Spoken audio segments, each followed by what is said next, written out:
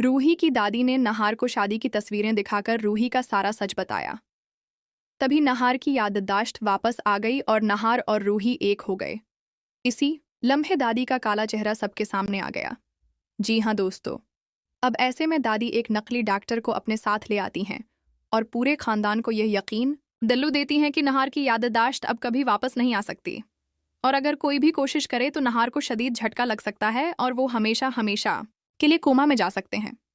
वह नकली डॉक्टर दादी की बुली हुई थी और उसने सबके सामने झूठी बात कहने के बदले में दादी से ढेरों पैसे लिए थे। मकसद सिर्फ ये था कि नहार की याददाश्त वापस न आए और रूही हमेशा हमेशा के लिए नहार से दूर हो जाए।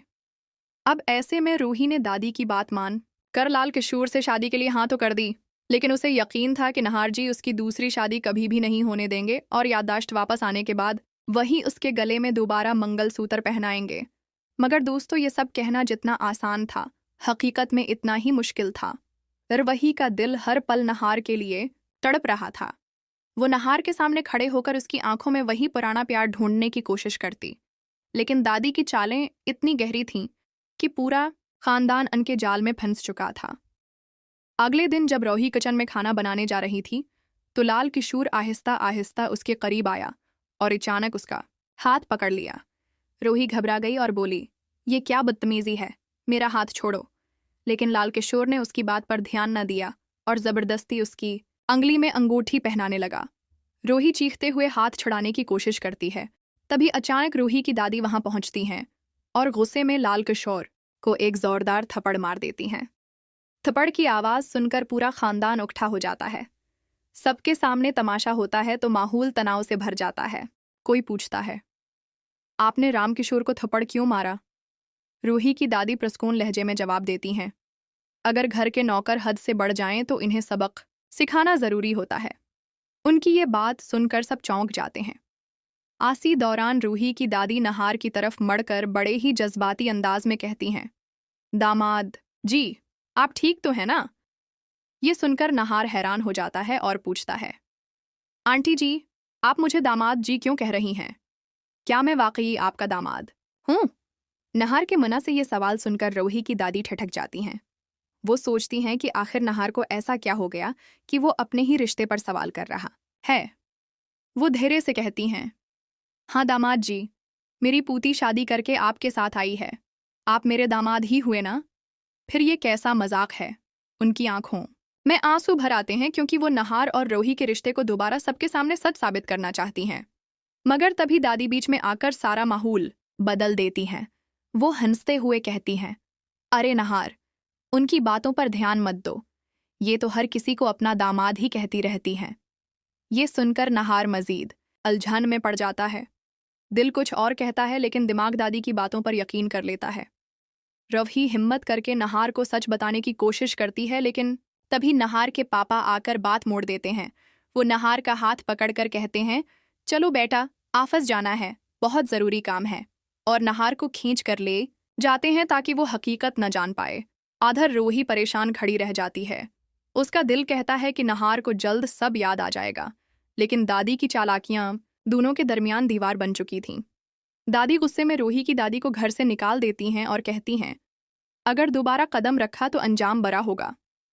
रवही रोते हुए अपनी दादी के पीछे भागती है और कहती है, दादी, नहार जी की याददाश्त चली गई है। अगर हमने ज़बरदस्ती याद दिलाने की कोशिश की तो वो कोमा में जा सकते हैं। ये सुनकर रूही की दादी हैरान रह जाती हैं। उनके लिए ये यकीन करना मुश्किल था कि उनका अपना दामाद उन्हें पहचान ही नहीं पा रहा। आंसू भरी आंखों के साथ वो घर छोड़ देती हैं। आधर अंदर दादी नई साजिश रच रही होती हैं। वो रूही को दूसरी शादी पर मजबूर करने लगती हैं। वो कहती हैं, कल तुम्हारी शादी है, शादी का जोड़ा पहनकर मंडप में बैठ जाना। बस इसी वक्त में सबके सामने आकर शादी रोक दूंगी और फिर तुम्हें हमेशा के लिए ये घर छोड़ना होगा। यही तुम्हारे और नहार के लिए अच्छा है। रवही का दिल टूटकर बिखर जाता है। इसके सपनों में बस नहार था और अब उसे किसी और के साथ शादी पर मजबूर किया जा रहा था। लेकिन उसे यकीन था कि नहार कभी उसे किसी और का नहीं होने देगा। वो दिल ही दिल में दुआ करती है कि नहार को सब याद आ जाए। अगले दिन पूरे घर में शादी का माहौल होता है। ढोल निगाड़े बज रहे होते हैं, मेहमान आते हैं, मंडप सजा होता है। रवही दिल पर पत्थर रखकर शादी का जोड़ा पहनती है और लाल किशोर के साथ बैठ जाती है। नहार जब रोही को किसी और के साथ शादी के जोड़े में देखता है तो उसका दिल तड़प उठता है। उसके सर में दर्द शुरू हो जाता है और यादें लौटने लगती हैं। जैसे ही लाल किशोर के हाथों में मंगलसूत्र आता है और वो रूही की तरफ बढ़ता है तो नहार जोर से चीखता है। रखो। सब चौंक कर नहार की तरफ देखते हैं। नहार तेज कदमों से मंडप की तरफ बढ़ता है, लाल किशोर के हाथ से मंगलसूत्र छीन कर रूही के गले में डाल देता है और उसकी मांग में संदूर भरता है।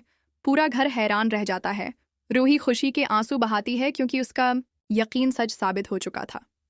नहार उसे गले लगाकर कहता है, रूही, मुझे सब याद आ गया है। तुम ही मेरी बीवी हो, मेरी जिंदगी हो। अब कोई हमें जदा नहीं कर सकता।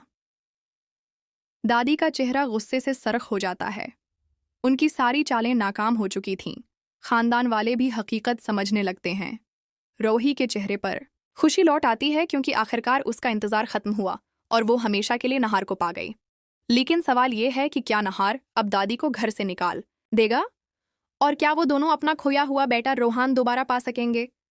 दोस्तों, अगर आप भी चाहते हैं कि नहार दादी को घर से बाहर निकाल दे और नहार और रूही अपने बच्चे के साथ नई जिंदगी शुरू करें, तो इस वीडियो को लाइक कीजिए, चैनल को सब्सक्राइब कीजिए और कमेंट में लिखें, आई लो नहार एंड रूही।